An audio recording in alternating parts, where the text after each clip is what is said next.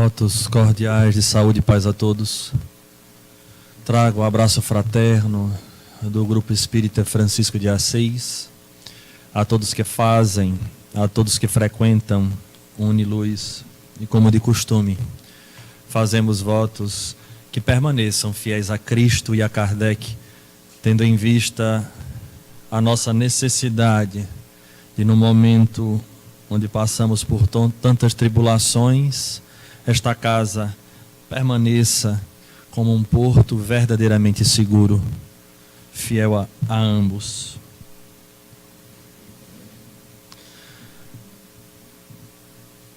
As expectativas, depois de um bom tempo de silêncio, naquele período, eram de alguma forma rompidas, quando se chegava às notícias de um certo rabi que aqui e acolá devolvia a vista aos cegos, levantava paralíticos, limpava leprosos. Afinal de contas, não diferente de hoje, as nossas dimensões e capacidade de observação quanto ao que é importante na vida resume no horizonte das nossas vistas limitadas. O importante é curar o corpo agora. É caso o paralítico voltar a andar, caso o cego que retorne a ver. E se de igual forma hoje acontecesse, tal qual acontecera outrora, da figura de um homem que viria a dar a condição de retomarmos a capacidade de ir e vir, ou a plenitude da saúde, para usufruirmos da vida o tanto quanto nós achamos aquilo que é importante, iríamos correr aqui e acolá, porque quando algumas doenças já nos ameaçam, logo logo os espíritas em especial, quando não os irmãos de outras religiões, recorrem à ajuda da espiritualidade, através das orientações, dos passes que nós desejamos que venha nos trazer o equilíbrio orgânico. Assim a época acontecia, e não fora à toa que Jesus começa a sua passagem na terra, no início do seu messianato, chamando a atenção do populacho para a realidade dele, frente à grande tarefa que trazia de lecionar o caminho, a verdade e a vida. Obviamente era necessário que assim acontecesse para que as pessoas enxergassem aquele grande sol que agora encrustava-se na terra novamente, nas estradas calcinadas de Cafarnaum, Betsaida, da própria Jerusalém. E ali corriam em busca de alcançar a cura. Engraçado que é uma temática que atravessa os tempos, e assim permanecemos. Qual não era a surpresa? Que além de alcançar a cura, escutavam o doce balido daquela mansa voz, apresentando uma realidade diferente daquela que até então Moisés apresentava, porque afinal de contas o Deus até então era antropomórfico, que escolhia uns em detrimento a outros, que iria castigar os nossos inimigos, em especial daqueles que fora a raça escolhida. Jesus, por sua vez, apresentava um Deus diferente. Um Deus agora que apresentava-se como sendo o Pai, porque na própria oração dominical, assim ele nos deixa muito claro, logo na primeira parte, quando nós falamos Pai nosso que estás nos céus. E neste mesmo momento em que ele apresentava o Deus na figura de um Pai, dava a lição que a cada um segundo as suas obras, mostrando que verdadeiramente aquele Deus que até então era visto como um ser que castigava ou promovia, era, na verdade, um ser de plena justiça, fazendo com que os seus filhos conhecedores agora, que tomavam contato com a nova lei à luz do que Jesus dizia, compreendia que não era mais vítima de um processo existencial. No entanto, era agente modificador da sua realidade. O homem agora, compreendendo que não era apenas daqui, mas acima de tudo um ser eterno, transcendente, iria responder mais cedo ou mais tarde pelas escolhas que fizera. E assim nós iremos encontrar em um Evangelho um sem número de curas que acontecem, e a responsabilidade vinculada àquele aparente pecador, porque esta palavra ainda é muito carregada para cada um de nós, porque o nosso inconsciente nos leva a paisagens anteriores vivenciadas que nós buscamos nos libertar. Conhecer a mensagem e a proposta de Jesus transcende a realidade de vincular-se a uma religião. Todos nós que aqui nos encontramos, encarnados e desencarnados, transitamos em outras experiências religiosas, acreditávamos no mesmo Jesus, cuja a mesma mensagem já faz parte da nossa herança reencarnatória. Não há novidade. A cada um, segundo as suas obras, já é algo que faz parte do nosso conhecimento intelectual. E a condição da reencarnação nos convida a verdadeiramente sairmos deste campo da teoria para entendermos estes meandros e de uma vez por todas alcançarmos aquilo que o próprio mestre dizia: conhecereis a verdade e ela vos libertará. Não era um processo da liberdade dos problemas em si, porque compreendendo a fundo o que Jesus trazia, estes problemas já não serão mais enxergados como problemas, mas como verdadeiras soluções. E é interessante, porque igual aos dias de hoje, aqueles também eram homens que traziam profundos complexos em suas almas. Porque as verdadeiras dores que nos atingem não são os nossos limites físicos ou de uma hora para outra uma doença que surge. Porque quando nós olhamos a grande massa que frequenta os cultos religiosos, podemos dizer que a maioria deles não se apresentam tão limitados assim. Há outras dores que são invisíveis aos nossos olhos. Porque quando olhamos aqui de cima, por exemplo, pouco podemos apontar que nos chama a atenção, talvez, algum problema no campo físico. Mas não temos olhos de ver, nem ouvidos de ouvir, o que vai na intimidade da alma, porque as páginas passadas da nossa existência atual não se encontram abertas para uma leitura, a tal ponto que possamos compreender os atos feitos ontem e hoje.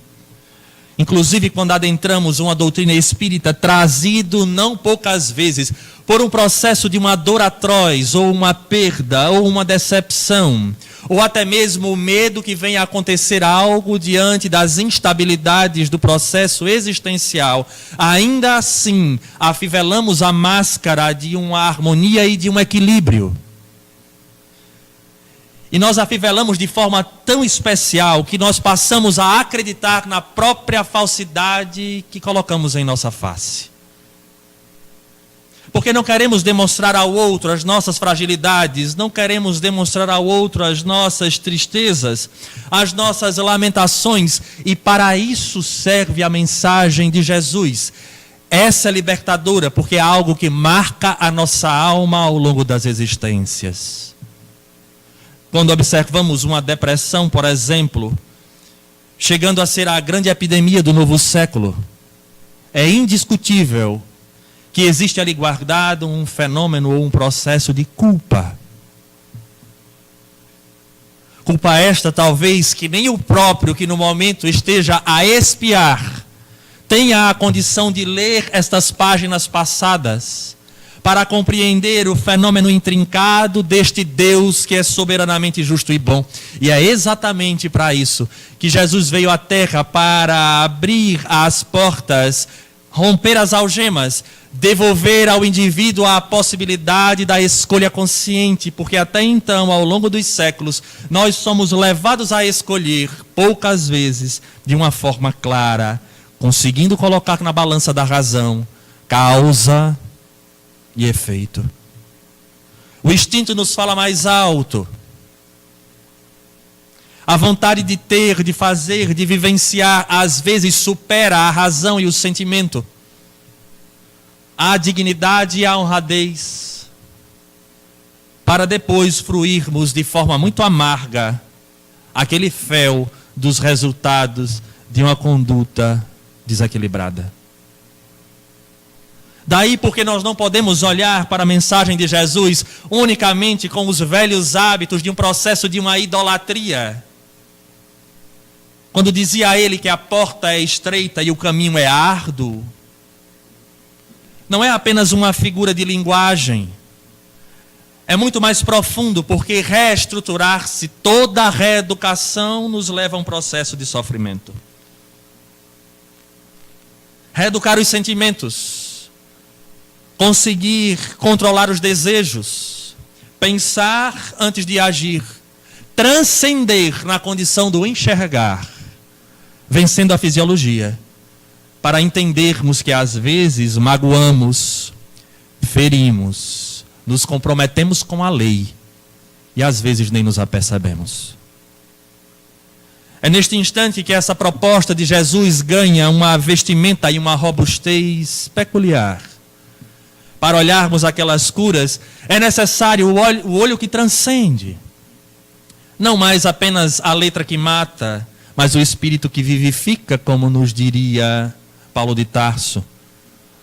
E ali estamos focados no momento em que Jesus volta-se para inúmeras criaturas em um evangelho e usa o termo levanta-te. Podemos escolher alguns casos, em especial escolhemos um, porque servirá para nortear esta nossa linha de raciocínio, para ver se nos auxilia neste processo da renovação dos sentimentos, frente talvez a culpas inconscientes, a dores que nos marcam, que são pedras em nosso caminho.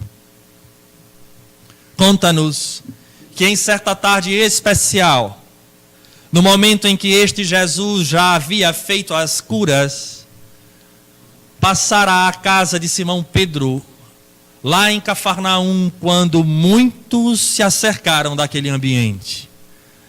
Uma casa próxima ao grande mar, extremamente simples, porque afinal de contas assim eram as residências da época, e em especial de um pescador. Quando as pessoas descobrem que aquele homem que cura corpos aos olhos dos próprios doentes, correram até aquele local para solicitar a transformação do corpo, que agora apresenta uma função peculiar na reorganização do espírito que se sente culpado, solicitando o retorno, tendo as limitações da própria matéria, expurgando os desequilíbrios adquiridos ontem. E ali correram vários.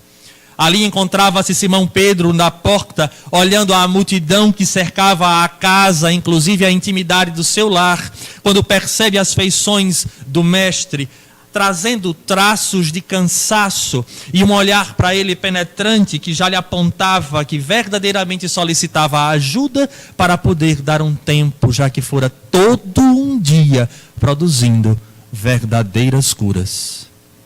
Verdadeiras. É necessário repensar. Em especial neste dia, havia ali nas regiões, na redondeza, um jovem, um adulto jovem, que desde cedo fora tomado de febre e de algumas situações que o levaram a permanecer paralítico desde tenra infância. E em sabendo os seus amigos que o rabi ali se encontrava, valia a pena o sacrifício para levá-lo ao encontro do mestre, para quem sabe ele também atingisse o que há de mais importante em nossa vida, pelo menos na cabeça da maioria de nós, a saúde do corpo físico, para usufruirmos, em especial nos dias de hoje, tudo que a vida apresenta e que nós podemos, de um termo muito comum, curtir. Arrastam a figura daquele jovem, colocaram-lhe como se fosse uma maca, na verdade era a própria cama. E lá chegando, basta utilizarmos um pouco do nosso poder de imaginação. A dificuldade de entrar uma cama numa casa pequena, simples, de um pescador, repleta de indivíduos que estavam sedentos pelo mesmo objetivo que aquele jovem, aquele adulto jovem também queria. Ora, e como nós somos fraternos por natureza, Primeiro eu, depois eu e terceiro eu. Se der, ele entra. Que falta de sorte a sua de não poder andar. E os amigos então, preocupados, tiveram uma ideia genial. Não dá para colocar pela janela, nem passar pela porta, porque encontra-se repleto de pessoas, mas vindo da cabeça não tem quem não saia de baixo. E assim o fizeram. Com muito trabalho, com muito esforço. Conseguiram tirar a palha que cobria as madeiras para descer aquele catre com aquele rapaz. Desce frente a frente com Jesus de Nazaré. Imaginemos o governador do planeta à frente àquele homem. Qual a sensação que não deve dar? Porque ele olha, mas ele não enxerga o indivíduo. Ele enxerga todas as páginas, desde o prefácio até aquele momento. Não há o que esconder, nem como esconder, nem justificar.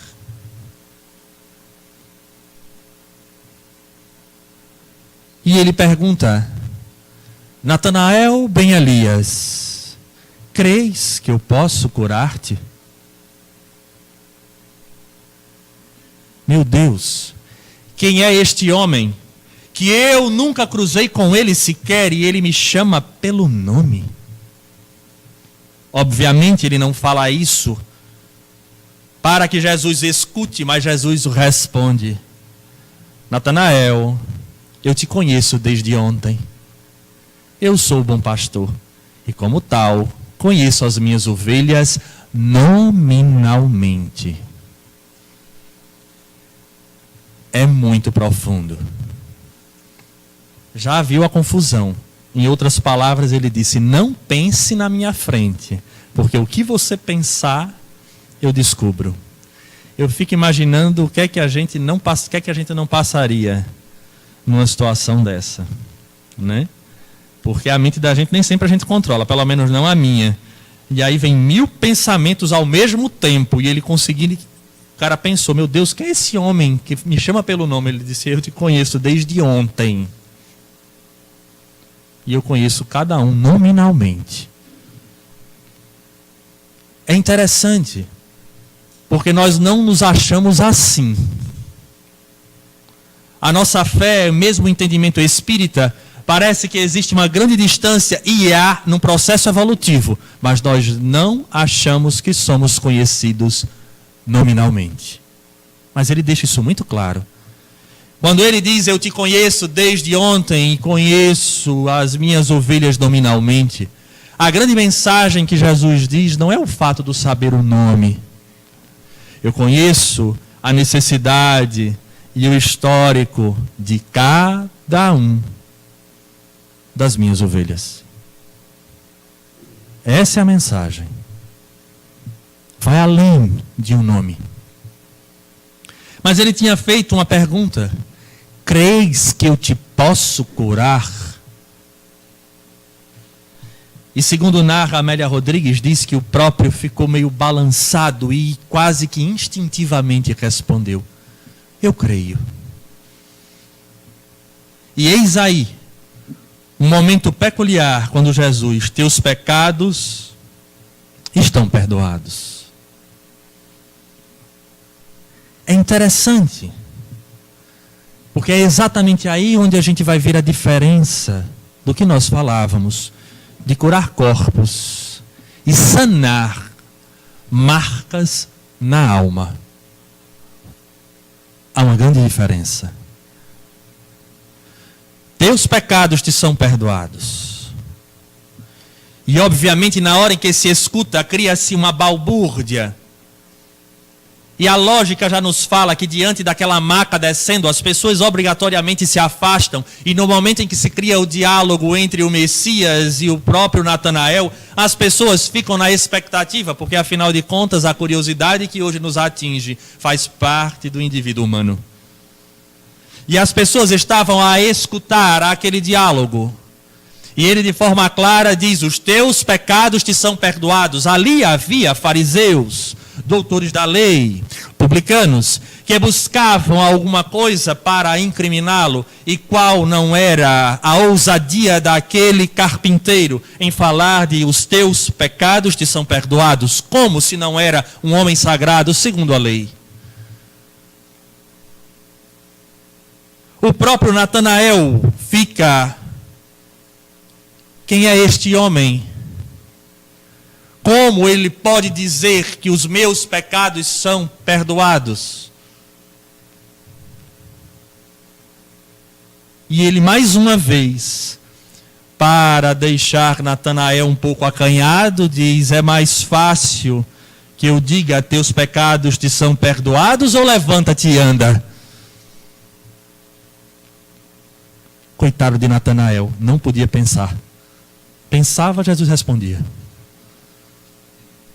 A vontade que dava já era levantar de vergonha e ir embora, né? Porque toda vez que você pensa, o cara está lá, olhando para você, bonito, estou vendo. Quem tinha esse hábito, segundo dizem alguns, Chico Xavier tinha essa capacidade de fazer essa leitura. Complicado pensar do lado de um povo desse. E Jesus diz a ele: o que é mais fácil, dizer os teus pecados te são perdoados, ou levanta-te e anda? E nesse momento, Jesus dá uma ordem para que verdadeiramente ele assim o faça. Levanta-te, toma a tua cama e vai para a tua casa. E todos nós sabemos da história que o Natanael levanta eufórico, porque ele sente um frêmito, algo diferente que mexe com ele. E a partir dali ele toma e tem a capacidade de levantar-se após, quem sabe, mais de década. Para, se porventura houver algum fisioterapeuta presente, deve imaginar o que é quase 2 décadas de um indivíduo sem fazer a fisioterapia para pelo menos manter o músculo em exercício. Total atrofia. E ele sente um tremor. Levanta, dá glória, toma a sua cama e volta. Mas a história a priori encerra-se aí. Mas Amélia nos presenteia o que nos falará verdadeiramente sobre o tema. Quando ele se apresentava agora, novamente retomando, trazendo na face as características do cansaço, Simão Pedro desperta quase deste sonho em vigília, adentra no meio do povo e diz que estava encerrado aquele dia. Toma Jesus no braço, arrasta-o para a parte de trás da casa que dava para frente ao lago, coloca numa árvore caída e senta ao lado do mestre, que agora com os cabelos desgrenhados, com o pente do vento passando a balançar. Simão Pedro admirava aquele perfil, observando naquele instante uma beleza diferente, e a sua cabeça ia a 1000 por hora. Quando observava e passava em sua mente todo um dia de curas. Qual não fora a surpresa quando começa a perceber os olhos do mestre marejando. E como curioso que era, como todos nós somos, pergunta: mestre, tu choras? E Jesus permanece em silêncio. E obviamente, como o silêncio é algo que mexe conosco demais, porque o silêncio é um momento talvez do reencontro, um processo de uma solidão ou um convite às reflexões, a pessoas que vivem em casa e no momento que estão sós não suportam o silêncio e ligam a televisão ou o rádio porque o silêncio incomoda. Porque poucos são aqueles que conseguem viver consigo próprio. É necessário mecanismos de fuga. Algo que nos tire a atenção, porque o silêncio nos remete a pensar. E frequentemente pensamos em problemas. E quando não nos problemas, naquelas culpas que nos marcam, nas cicatrizes da alma, nas decepções que tivemos, ou no dano que causamos a alguém. E imediatamente Simão Pedro rompe o silêncio e diz: mestre, tu choras.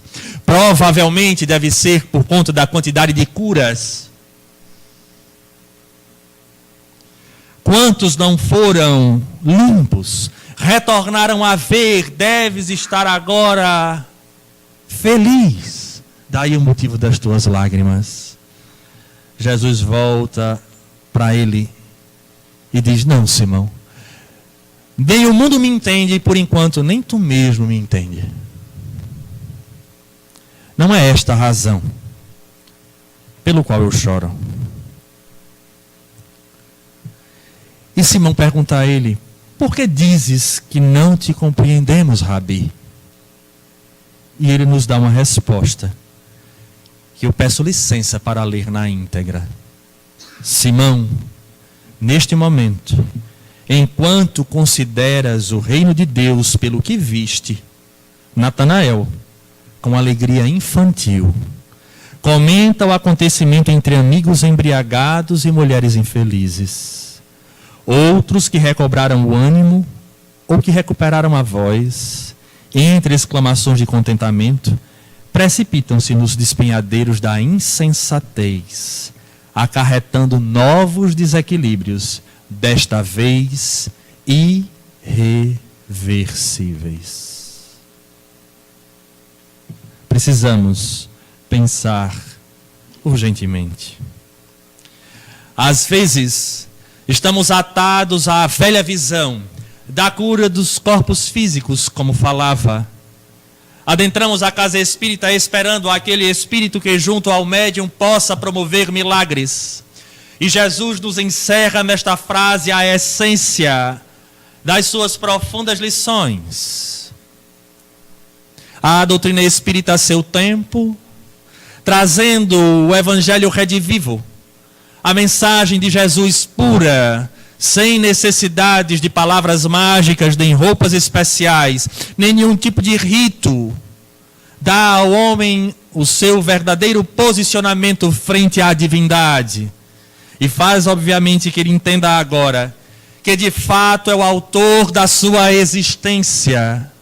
E que as marcas que nós trazemos não foram marcas causadas por outrem, mas escolhas das nossas vontades destoantes da consciência, que é onde se encontra uma lei divina. Esta mensagem que Jesus diz a Natanael, bem Elias, bem como a jovem filha de Jairo: levanta-te. É necessário enxergarmos com estes olhos que transcendem as culpas e as marcas que trazemos. Aquela culpa que simplesmente nos anestesia, e as experiências pregressas de religiões de outrora, que nos ensinam que uma vez feito o pecado, dependendo dele, já não temos mais condições de mudar a realidade. Sendo assim, já que está perdido, vamos nos entregar à vida do jeito que ela se apresenta. Vamos curtir, vamos aproveitar. No entanto, a doutrina espírita, tal qual a mensagem de Jesus a Nicodemos, nos fala que somos espíritos eternos, ir e vir, plantar, colher. Nos dá um sentido especial à vida. E há um entendimento profundo do que Jesus diz: levanta-te e anda. Não é apenas o levantar-se do paralítico, porque está claro aqui que todas as dores que nos atingem agora não são jogadas ao acaso. Simplesmente Deus, no momento da nossa concepção, escolheu um fardo para carregarmos, porque simplesmente não torcíamos para o time dele. Não é bem assim. A doutrina de forma clara, porque o próprio Jesus, neste período em que estamos chegando, na ceia pascal, ele diz aos apóstolos que vai e solicitará ao Pai que envie um consolador, porque havia coisas que ele não podia falar. A doutrina chega e vai além, traduzindo o que ele havia conversado com Nicodemos, nos apresentando a reencarnação, que não é uma condição de crença, crer ou não crer não modificará a lei. Para nós espíritas é urgente o entendimento, porque ela nos leva a mares pacificados, mesmo diante dos grandes vendavais e turbulências da vida. É o indivíduo que surge com a doença, ou já vem marcado por uma tal no seu processo do nascimento, por uma síndrome, por uma anencefalia, por uma depressão, por qualquer problema que seja. Eis ali o que nós chamamos de problema, é a grande solução da alma. Porque a doutrina explica que o modelo organizador biológico, no qual nós chamamos de perispírito, imprime na matéria as energias equilibradas ou não das suas experiências pregressas. É ele que organiza na mórula, na blástula, na gástrula, essa multiplicação do zigoto que forma cada um de nós como seres humanos, colocando na matéria que volta ao pó o desequilíbrio adquirido ontem por conta das nossas escolhas destituídas de razão e de sentimento. Quando Natanael ben Elias apresentava o seu corpo dorido, segundo o próprio texto de Amélia Rodrigues, dizia a ele: quando eu ainda era paralítico, eu olhava para os céus e clamava a Deus e dizia: se um dia eu voltasse a ter saúde, talvez eu agisse de forma equilibrada. No entanto, a partir do momento em que ele atingiu a meta, em que Jesus devolveu a ele a condição de um corpo equilibrado, a alma permanecia doente. E interessante, quando buscamos na literatura espírita, o que acontecera com os indivíduos que Jesus curou, a maioria deles, se não todos eles, voltaram a ficar doentes. Todos. No entanto, quando lançamos aos olhos aos indivíduos que traziam os seus corpos perfeitos, mas que viviam uma vida desregrada e entraram em contato e adotaram, elegeram a mensagem de Jesus como modus vivendi, conseguiram permanecer fiel até o fim, apresentando suas máculas no corpo físico, mas agindo como indivíduos saudáveis. Maria de Magdala, de uma beleza lirial, ao final da sua existência tornou-se leprosa, mas segundo narra, manteve a fidelidade ao Cristo até o fim. Limpar a alma. Não havia desespero para correr aqui e acolá, para que lhe limpassem os corpos, porque a consciência dela já lhe dizia das páginas passadas da própria existência, do desequilíbrio. Assim somos nós, conhecedores da doutrina espírita, agora passamos a enxergar e a entender o que Jesus estava dizendo, porque dentro deste fenômeno há um outro grande problema, que já citamos há pouco, mas que precisa ser explorado. A culpa que nos castra, que nos engessa, que estagna a caminhada. E quando nós mergulhamos em erros que cometemos agora ou alhures, nós ficamos ali, às vezes remoendo, porque foi que eu fiz, eu não devia ter isso, eu não devia ter feito aquilo, não deveria ter me juntado com fulano, com cicrano, com beltrano. E nós não paramos para entender que o Evangelho segundo o Espiritismo nos fala que o orgulho e o egoísmo são as duas chagas da humanidade. E eis o orgulho presente, que não aceita o erro, que se condena, que se pune. Certa feita, um espírito nos dizia que não poucas doenças que nos acometem são verdadeiramente atraídas por nós num processo inconsciente, com o mau uso das nossas possibilidades frente aos desmandos causados e dores perpetradas. O indivíduo se sente verdadeiramente necessitado de uma corrigenda. E ao invés de optar pela porta estreita e o caminho árduo, se considera merecedor de uma punição. E nestas vibrações distoantes que não são do amor, o organismo adoece para expurgar, botar para fora as tormentas e os desequilíbrios. Questão essa de extrema importância em dias contemporâneos, porque em especial no momento que passamos, a ciência avulta, cresce, nos dá mil possibilidades, e ao mesmo tempo o culto hedonista ao corpo atinge a muitos de nós, de querer mudar, de não aceitar o tempo que chega. Não estamos falando daqueles, porventura, que buscam manter a sua saúde, em absoluto, não é isso. Mas aqueles que temem o dia de amanhã e utilizam do seu corpo para o bel prazer, da forma que acha que deve ser, porque amanhã não responderá por isso. Daí Jesus, de forma especial, nos chama a atenção. Levanta-te das dores, levanta-te das culpas, levanta-te da condição humana. Engraçado que Paulo de Tarso, em uma carta aos Romanos, dizia assim: desperta, tu que dormes, e levanta-te entre os mortos. Porque muitas vezes somos nós. Porque todos aqueles que caminham hoje de forma inconsciente, sem conhecer a lei de causa e efeito, e que amanhã haverá vida passando pelo portal da morte, e lá haverá as consequências, e no corpo de amanhã, porque o nosso passado de amanhã é o hoje. Nós espíritas falamos muito.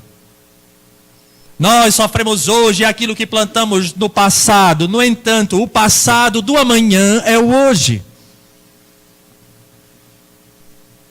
E o que estamos plantando para o amanhã, já que será o nosso passado, esse hoje.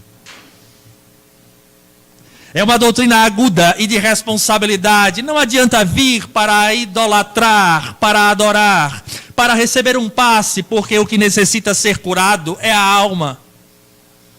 Se as nossas relações estão difíceis, ir a um terapeuta ajuda em muito. Porque ele nos ajuda a enxergar o que não estamos tendo olhos de ver. Mas é necessário, porque a própria doutrina já nos fala, para ao invés de olharmos a trave, ou melhor, o argueiro no olho do outro, vejamos a trave no nosso. É um convite constante a esse autoexame, a reeducação, a perceber nossos impulsos, porque quem nos fala deste processo é um cientista, um dos maiores que passou na Terra, Sir Isaac Newton, quando nos falou da lei da inércia. O que é a inércia? Quem aqui já andou de ônibus sabe o que é a inércia, principalmente se morou para o lado de Piedade, no meu caso. Que eu pegava um ônibus chamado, à época, Rio Doce Piedade. Não entendi. Rápido, ventilado, livre. E às vezes nós vínhamos ali nesse processo. Eis que nós conhecíamos a aula de física ao vivo. Quando diante daquela velocidade que ele descia na Agamenon Magalhães, porque ele descia, chegava, vinha balançando, porque ele já descia de Olinda na ponta, então ele já vinha assim, ó, tum, tum, tum. E aí uma pessoa do nada botava a mão na parada. Então, para que não perdesse, o motorista dava aula de inércia, para que a gente entendesse de que se tratava.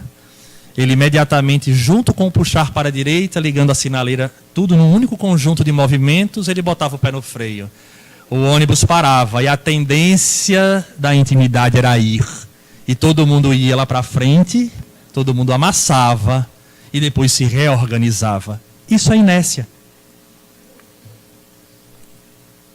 Nada mais é do que a tendência de manter o movimento.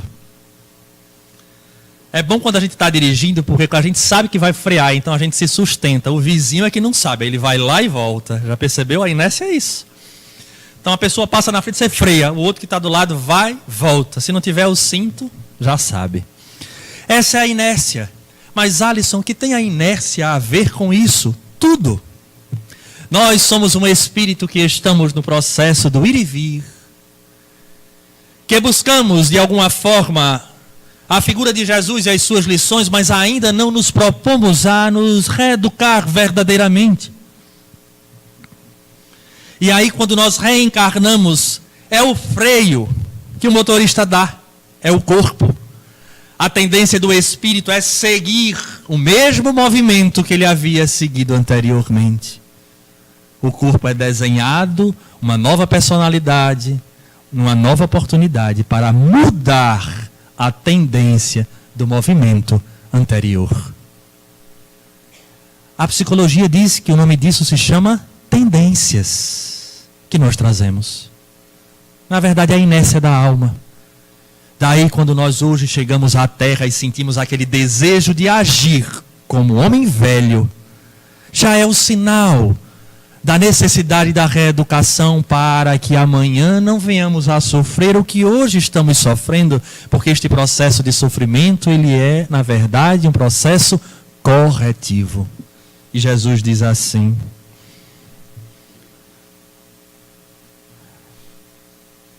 a mensagem do reino, mais do que uma promessa para o futuro, é uma realidade para o presente.